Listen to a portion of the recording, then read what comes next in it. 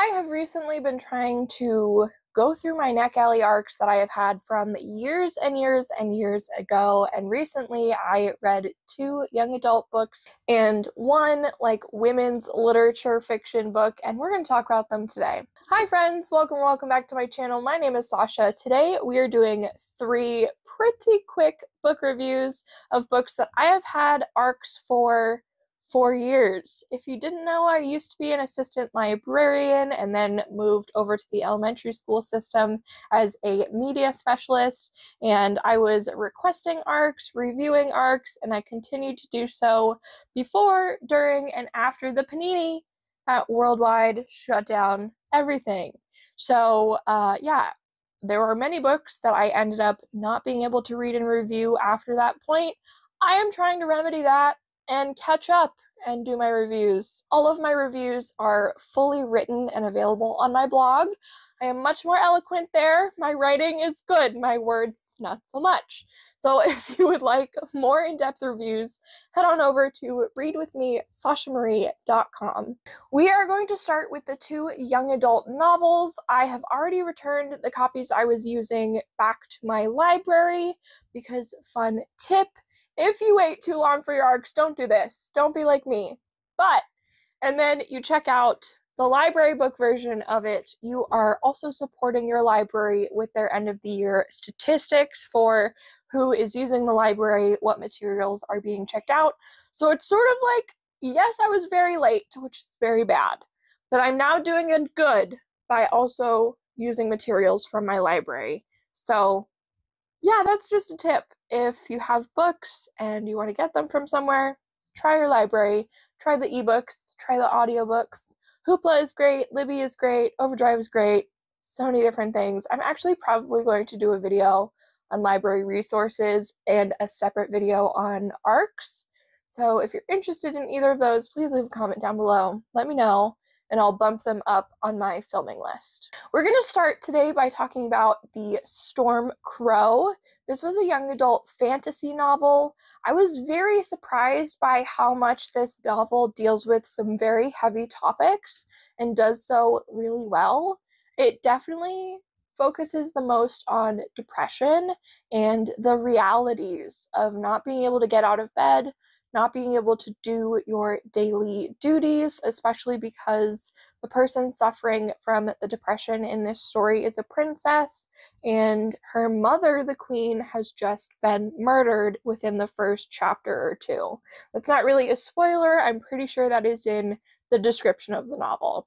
What is so cool about this fantasy story is that there are these huge ravens. Now, I'm not talking about like fat pigeons. I mean, like, they're bigger than horses. They're meant to be ridden. They also can control the weather. They can do all of these different things that helps the society thrive. These ravens are the sort of like glue that holds these people and this kingdom together. And within the first chapter, they are all taken out by a rival kingdom. So freaking rude. Awful. Another trigger for this story, aside from death of a parent, is fire and scarring or disfigurement, because that also takes place within the first chapter, and then the emotional sort of like turmoil is worked through through the rest of the novel. Our main character is incidentally, after this incident, a weird way to phrase that, Sasha, good job. Like I said, my written reviews are where it's at if you want things that are concise and make more sense. Our main character is set to be married to the prince of the kingdom who killed her mom and all the ravens. So that's super cool. She's really happy about that, obviously. And as you can guess, it goes great. That's sarcasm. They hate each other. They have some really snarky back and forth, which I thoroughly enjoyed. And I will admit, I was waiting the entire book for the prince to sort of get his shit together and figure out who the good guys actually are and how unbelievably evil his mother truly is. He does not have that arc in this story. He ends up following his mother's footsteps for the most part. And while his mother's story uncovers more of the pain from her past to sort of explain the actions of the present, it definitely doesn't diminish how horrific her actions of murder and everything else are. There are two love interests in this story. One of them is obviously the prince, who she is betrothed to. The other one is a young man she meets in the prince's kingdom once she is taken there. Both of the romance fell a little flat for me. I think it was just not developed enough with either of the characters. It kind of was just like thrown at us, like you're supposed to understand that there is chemistry between her and the prince, but there is like fire between her and this other guy, and I was just like, okay. It didn't really hit for me, and I think that also has something to do with the pacing of this novel. The first like 50 to 60% is paced really well. I really enjoyed it. I was following along. I was like, this is going to be 5 stars. I'm obsessed with this. I love it so much. And then we got towards the end of the novel and it sort of fell apart a little bit. Instead of showing us more of what was happening, it was just telling us 2 weeks passed, 1 month passed, 5 days passed, and it just kept being really repetitive of like, here's time passing and nothing is happening. And that was frustrating for me as the reader. It just felt like maybe they had to cut out things for the length of the novel. I'm not really sure what happened, but didn't love it. Wasn't my favorite part. The other thing that was a little frustrating was that the ravens are such a big deal. They are also taken out within the first 5% of the book. So the only way we are able to learn about the ravens and learn about all of the good things they do for society and for this kingdom is through our main character talking to her new love interest, who's like a scientist, and explaining everything to him. But we aren't getting like we aren't getting to see it happening on the page because they don't exist anymore. We're just sort of hearing about it secondhand from someone who used to live with them. So that part was also a little frustrating.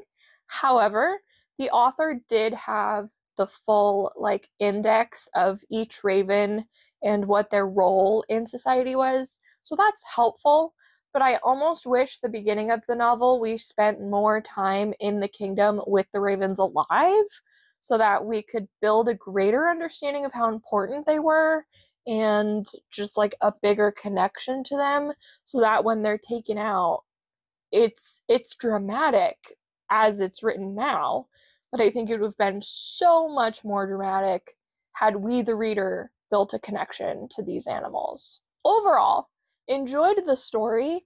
There is a second book available. I believe this is only a duology, and I am curious to see what's going to happen next with this prince guy. And I'm also curious to see if the writing gets a little bit better in terms of the pacing and just what's going to happen next. So I might be picking up the second one. I'm undecided. But that is my review for The Storm Crown. Up next, we have Bookish and the Beast. This is the second book by Ashley Poston that I have read. I own and have read Geekerella and loved it. As you can see behind me, I am a big fan of things. I am a fan of K-pop, I am a fan of books, I am a fan of fantasy, I am a fan of merch and collecting things. I am a fan of being a fan. So is this author. These books are the safest of safe spaces for people in fan culture to just sort of sit back, relax, and see themselves on the page. In this novel, she's really not like bullied for loving the things that she loves or the way that she engages with her fandom, and it just was like such a sweet breath of fresh air when so often, especially women, but not only women, but fandom in general, can be so frowned upon and belittled and just like teased and joked about. This story is a retelling of Beauty and the Beast, but very, very far departed from the original, where our main female character's mother has passed away recently. She is going through the grieving process of that, and she is just part of this small town, really huge fan of this sort of like Star Wars, Star Trek spin-off thing. It's its own thing within these stories in general, and one of the new actors for this series or movie, I can't remember which, has to move to her town in order to escape some pretty bad things he's been doing. He's been misbehaving. He's like the bad boy of Hollywood, and they end up meeting and needing to work together for the next couple months. I called their meeting them being like two stray cats fighting over their turf, because instead of her like instantly falling for the actor who plays one of her favorite characters that she's obsessed with and has posters of in her room, they don't like each other. They are very against each other. They're not happy with the arrangement, and they begin to fall for each other at different times in the novel, which was both adorable and so frustrating. And my only complaint is that this novel ends right when they both get on the same page. So it's like the last chapter is both of them figuring it out. Then we get a cute little epilogue, and then it's over, and you just kind of have to imagine their life as a couple together, and you don't actually get to see it. So that was the most frustrating part, because it was just them orbiting around each other for the entire thing. And there's great representation in this in terms of characters of color, in terms of LGBTQ plus characters, all sorts of things like that. Very good, diverse cast of characters, which I really enjoyed. There's a dog who plays a big part in this book as well. There was just so much I liked. I read this in one sitting, so I had such a good time reading it. I think a lot of people who enjoy fandom will also enjoy how like cheesy and campy and fun this story is. Up next, my last review for the day is the only book I still have checked out from the library. It's The Bookish Life of Nina Hill. Have you heard like horse girls be like, this is my soul horse, you know, like her heart horse. That is her animal, or like your soul dog or your heart dog or something. This is my soul book. This is my heart book. If there's anyone who ever needs to understand me more, I'm going to be like, do you have like 2 hours or however long it's going to take you to read this book? Because that will help you so much. Nina Hill is me. I am Nina Hill. It was like seeing myself on the page described in very great detail for the first time ever. There were so many instances in this novel where things that were described were things I had never been able to put into words before in my whole life, and that was mind-blowing. Nina is a very anxious person. She does not like spontaneity. She enjoys having her schedules. She sort of grew up alone, but she's not necessarily lonely. She has just been accustomed to being alone. That's sort of her preferred state. She does have her group of peripheral friends who she does trivia with because she is very smart.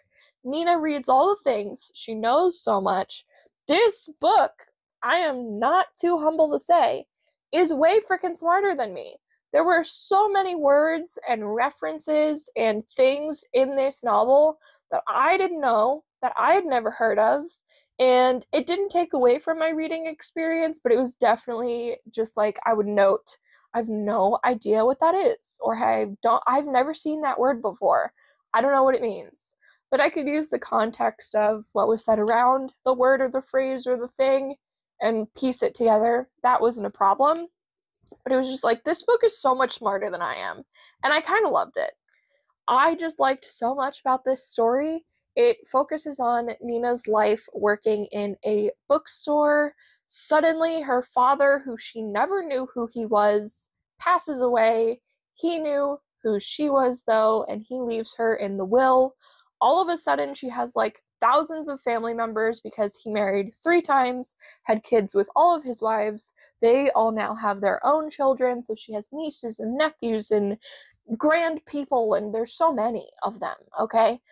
I'm overwhelmed and I'm not even Nina. Like so you can see where I'm going with this. It's a lot. And she had to learn to deal with all of these new family members who some of them automatically hate her because they think that she's a gold digger and just trying to get her dad's money.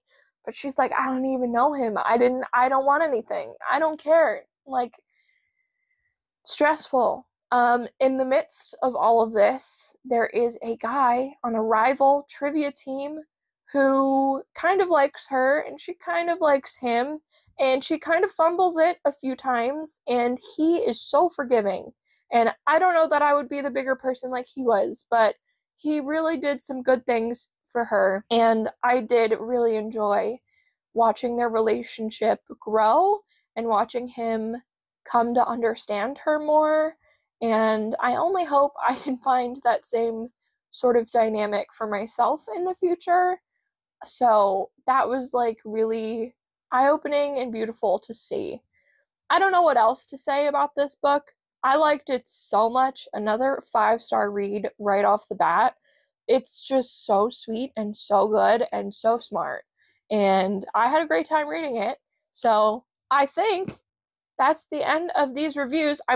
This is my like 4th book video of the day. My bed is covered in books. So I'm just looking around like, did I miss anything? And I can't tell. So we're going to end it here. Thank you so much for watching. I hope I'll see you next time. Bye!